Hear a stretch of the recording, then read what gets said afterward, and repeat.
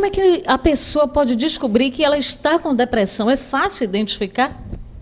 Quase sempre a descoberta da depressão vem através do sofrimento, né? Muitas vezes a pessoa, embora esteja sofrendo, esteja sentindo uma dor significativa, ela nega, acha que é normal. As pessoas hoje estão habituadas a acharem que sofrer é normal, que faz parte da vida, que ela nasceu para isso e que ela deve se adaptar e se conformar. Então é muito difícil ela identificar que isso é uma doença, que é um problema. Quais os sintomas que a gente poderia estar identificando e dizer, olha, não, isso aí é sinal de depressão? Olha, os sintomas da depressão são diversos, né? Dentre eles, pode-se dizer abatimento moral, irritabilidade, quando a pessoa sente uma irritabilidade gratuita, acompanhada de uma impaciência, insônia, né? Fundamentalmente a insônia, o sofrimento no casamento em relação ao desprazer, porque a pessoa perde a libido, perde o prazer, né? A falta de apetite, o desânimo, e, enfim. Tristeza profunda, vontade de chorar também. Né? O abatimento moral e o choro compulsivo são sintomas da depressão. Aí a pessoa tem que buscar o especialista.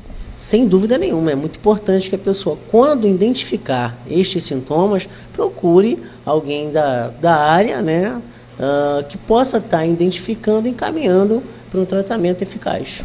Quando Israela chegou aqui, como é que foi a situação?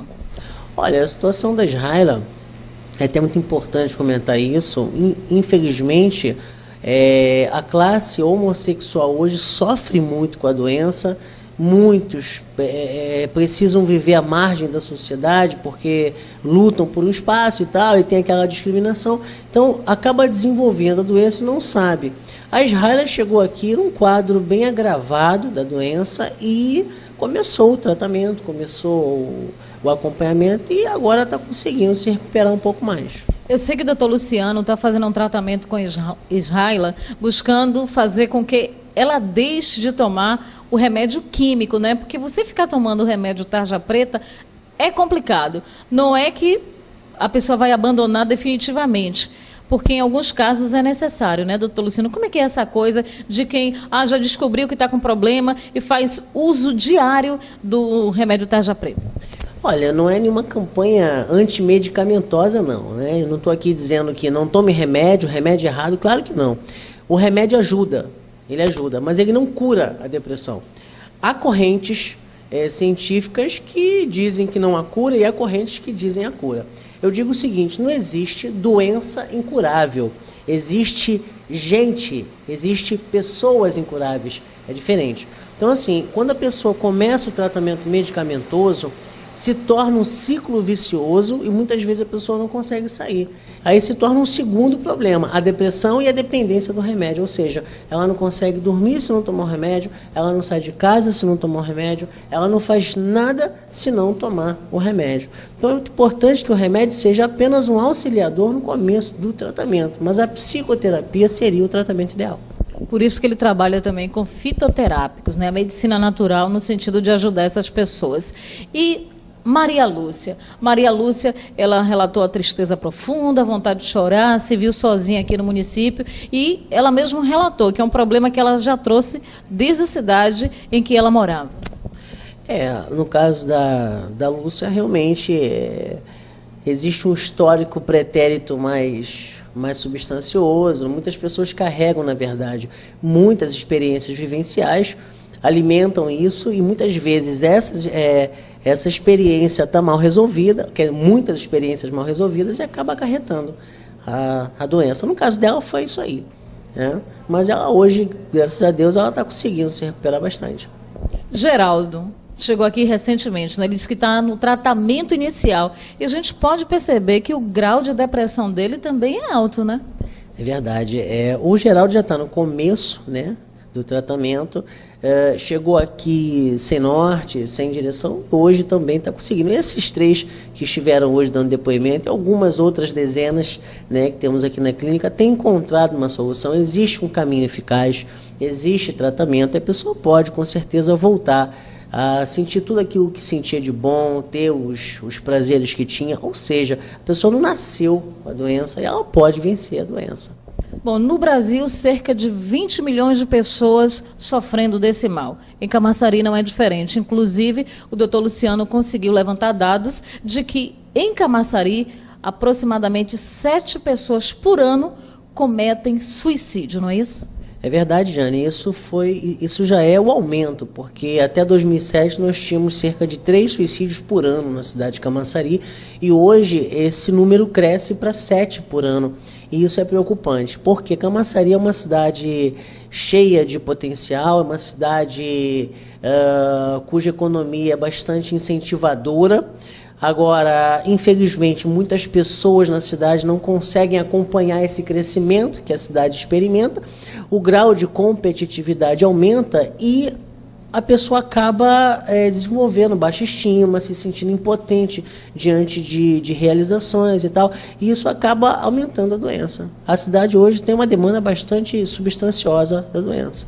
O que eu pude perceber nos 3 casos, e isso é comum, se eu não me engano, nas vítimas de depressão, é o suicídio. Por que todo mundo pensa no suicídio? A depressão, como diz a palavra, depreciação, é como uma estrela em órbita que entra em processo de mutação para buraco negro, né? A pessoa começa a se destruir por dentro e os sintomas começam a se agravar, porque quando nós falamos de depressão, nós temos aí os quadros, né? Existe o quadro leve, existe o quadro moderado e existe o quadro grave. No quadro leve, a pessoa tem aqueles sintomas que eu enumerei, a tristeza, o abatimento moral, o desânimo, a irritabilidade excessiva, o desprazer, a falta de libido, a falta de apetite. Com o agravamento da doença, ou seja, quando vai para o quadro moderado, que no leve ela sente tudo isso, mas vai trabalhar, vive em casa normalmente, ou seja, não atrapalha as atividades laborativas e domésticas.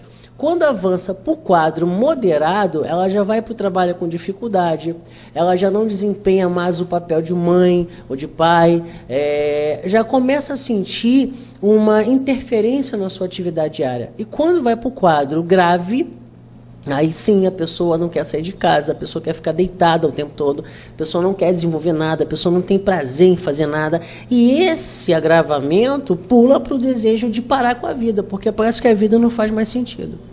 Para a gente encerrar, doutor Luciano, eu gostaria que o senhor deixasse uma mensagem para a população de Camaçari, para as pessoas que nos assistem nesse momento, principalmente em relação à depressão, porque eu sei que tem muita gente que sofre desse mal e não faz nem ideia que tem um problema.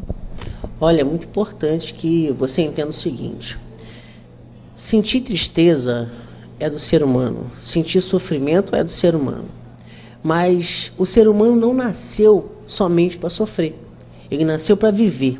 E o tempero da vida é ter, é não ter, é ganhar, é perder, é sorrir, chorar. O tempero da vida é viver com equilíbrio. E, evidentemente, você nasceu tanto para sofrer quanto para ser feliz. E é muito importante que, se você percebe na sua vida uma interferência, se você percebe que esses sintomas citados aqui na matéria são a tua realidade, procure ajuda. É muito importante isso.